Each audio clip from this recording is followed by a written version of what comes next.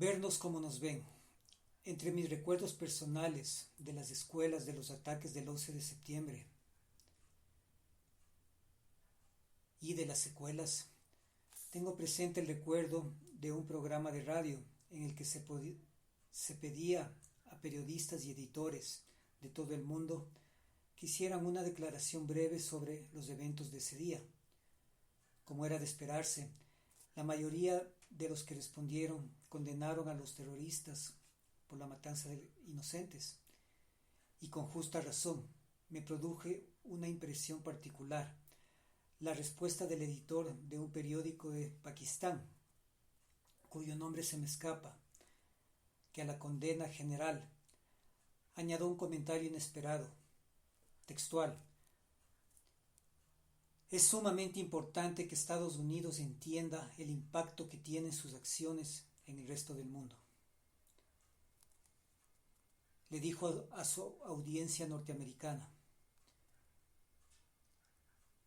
Con mucha frecuencia se omite reconocer ese factor al evaluar las reacciones de otras naciones.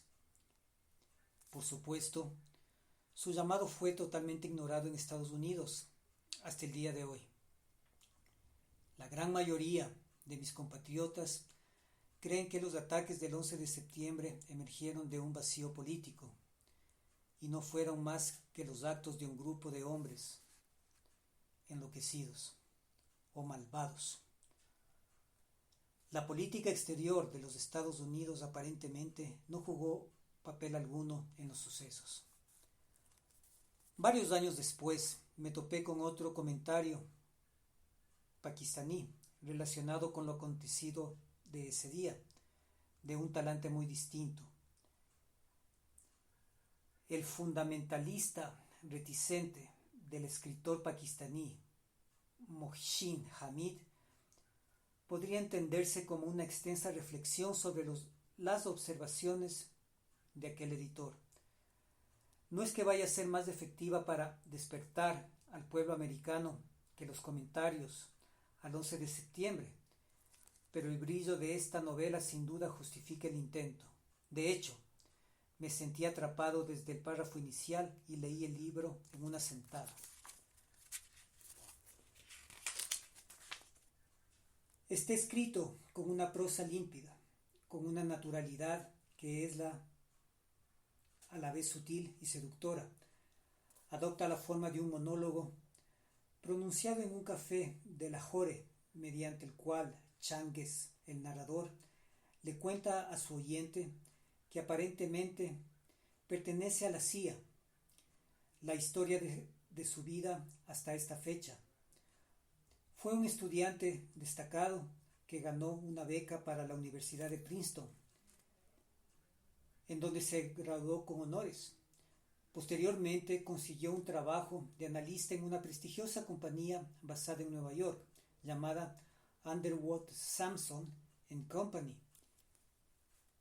USC se dedicaba al negocio de valuaciones, es decir, realizaba estimaciones del valor de una compañía que otra corporación quisiera comprar, o de alguna división que una gran empresa quisiera liquidar.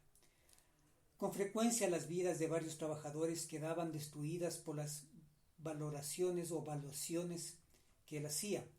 En un caso, el de una empresa editora de libros en Valparaíso, en Chile.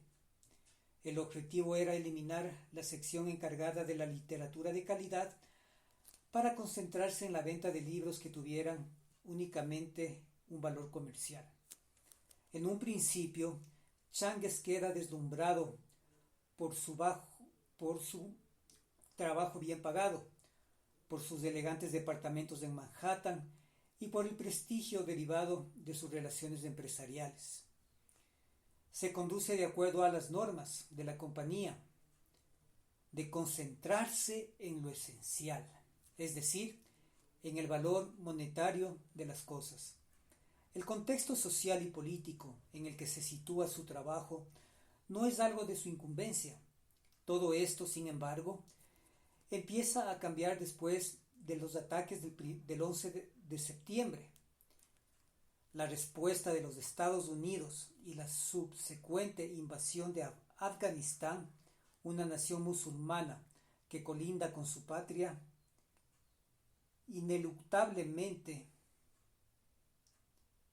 Changers va captando la naturaleza de la sociedad americana en su conjunto, y en especial la naturaleza del imperio americano. Él se da cuenta de que es una sociedad clasista y xenofóbica, de cómo las muertes de civiles en países que sufren los ataques norteamericanos solo son consideradas daños colaterales, y de cómo ningún país tiene el menor reparo para causar la muerte de habitantes de otros países, ni de amedrentar a tanta gente a la distancia como lo hace Estados Unidos. La consolidación del cambio ocurre durante su trabajo en la casa editora de Valparaíso. El jefe de la empresa, Juan Bautista, un hombre de edad avanzada, le recuerda a su abuelo materno, a quien se sentía cercano. Juan Bautista le pregunta qué sabe de libros, y Changues se percata de que en su respuesta reconoce que tenía un tío abuelo, poeta, y que en su familia eran amantes de los libros. Su problema deriva de que su trabajo con USC implica evaluar las empresas desde un punto de vista estrictamente financiero.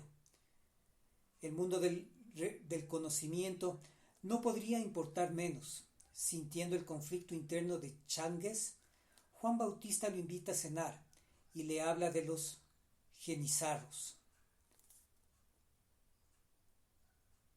jóvenes cristianos capturados por los otomanos para destruir a su propia civilización, hasta llegar a un punto del cual no tenían a dónde regresar. Changues entiende el significado el mismo en un genizarro de estos tiempos, al haberse aliado con un imperio que no duda en arruinar la vida de alguien como Juan Bautista con tal de ganar dinero. Ya no pueden seguir pretendiendo que sus valuaciones son neutrales. Finalmente acentúa en contra de UCC para salvar los valores superiores conforme a los que fue educado y que en rigor nunca había abandonado. Changues se da cuenta de que el sueño americano no solamente es superficialidad e ilusorio, sino que es además destructivo de los valores individuales y colectivos de las civilizaciones más profundas. Lo que es peor, en la actualidad, lo sostiene con la violencia. Habiendo perdido su empleo y su visa, regresa a Lahore, en donde le dice a su solitario escucha norteamericano: como sociedad ustedes no estaban dispuestos a reflexionar sobre el dolor compartido que los unía con quienes los habían atacado.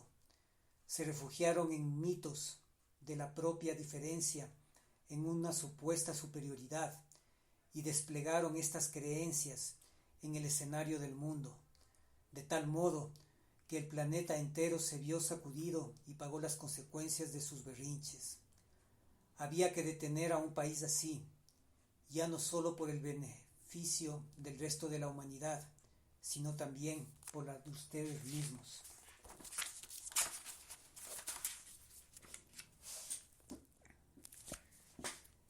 Changues se convierte en conferencista en Pakistán, y en un conferencista muy popular porque en su análisis del intento norteamericano de dominar al mundo llama las cosas por su nombre, sin evasivas. Posteriormente, con el título del libro parece sugerir, para ser fiel a sus creencias se dedica a actividades más radicales.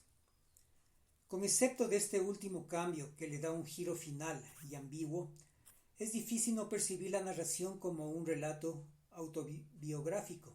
Hamid es un pakistaní que pasó sus primeros años en Lahore y más tarde estudió en Princeton y Harvard.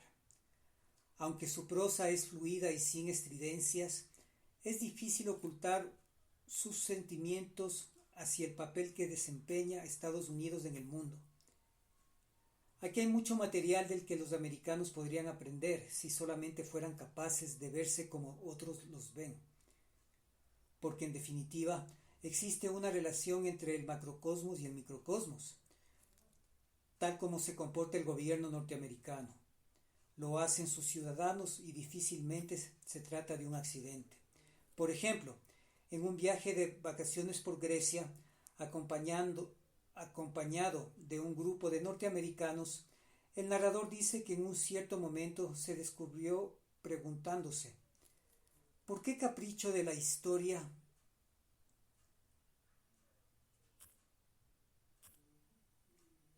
mis compañeros estaban en condiciones de comportarse en el modo como si fueran la clase dirigente?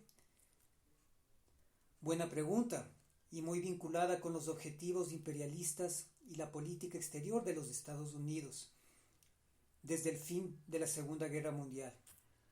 Hablando una vez más de la secuela del 11 de septiembre, Chang cuenta a su interlocutor cómo Nueva York se vio súbitamente inundado de banderas americanas en los parabrisas, ondeando en los edificios y hasta en los palillos de dientes.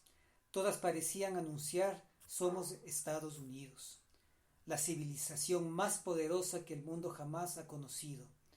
Nos han ofendido, guardaos de nuestra ira. Ese era en verdad el sentir prevaleciente, y las frases de Hamid me recuerdan un clásico poema de Percy Shelley, Ozymandias, en el que un viajero encuentra en un desierto los restos de una estatua, ahora reducida a un pedestal, que contiene la siguiente inscripción: mi nombre es Ozymandias, rey de reyes. Contemplad mis obras, tú poderoso, y pierde la esperanza. El viajero recorre con la mirada el sitio, y todo lo que puede verse es un desolado paisaje de arena que se extiende hasta el infinito. Todo se extingue tarde o temprano. ¿Qué más se puede decir? Este ensayo fue traducido por Alejandro Palma.